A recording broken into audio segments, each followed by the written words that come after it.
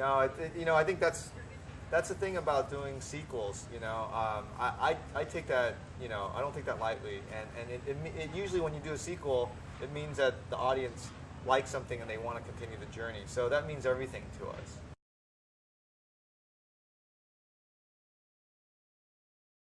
And I think that was the challenge. You know, I think when I was approached by the studio of if we were going to do another one, what would it be?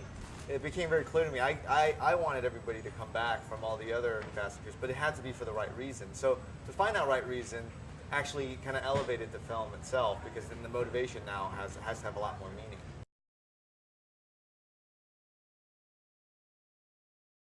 It's great because, you know, I think Dwayne obviously has a thriving career and he's iconic in the action genre.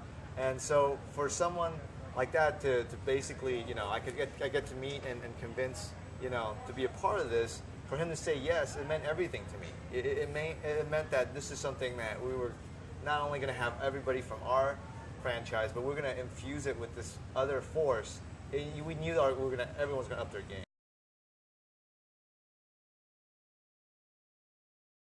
It's brutal. I mean, I grew up in the '80s. This is equivalent to if Schwarzenegger showed up with Stallone and they just go at it in the same movie. And so we all knew the importance of it and the magnitude of the fight. You know, when we all signed up. And so it did take a lot of work. You know, and it took a lot of back and forth. But that's because I think we understood the importance of it.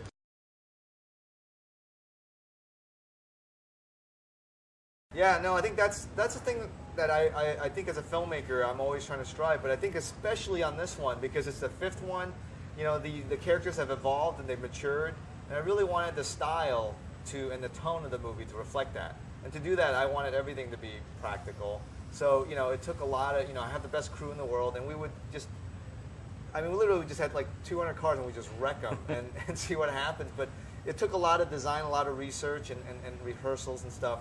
But it was all worth it, because this is why you make these films.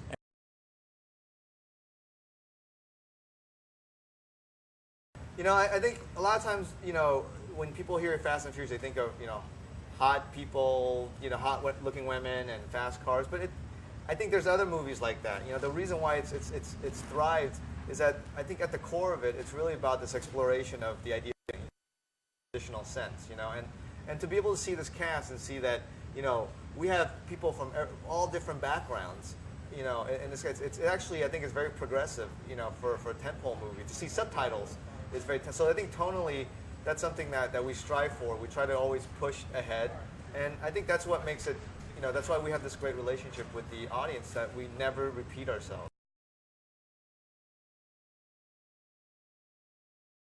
As our world is getting smaller, our community is growing, you know, and I think the sensibility of this franchise, as we're growing and evolving, it's going to become more global, and it is important. I don't think we're doing it for a political reason or anything, but that's just the way we're going, and I think sometimes when we see films and it's still kind of myopic in its point of view, that's something that I'm very aware of, and you know, we have conversation. I have conversation with Vin, you know, with everybody. You know, when we talk about it, you know, this is about tone and sensibility, and this is something that we want to be hopefully ahead of the curve.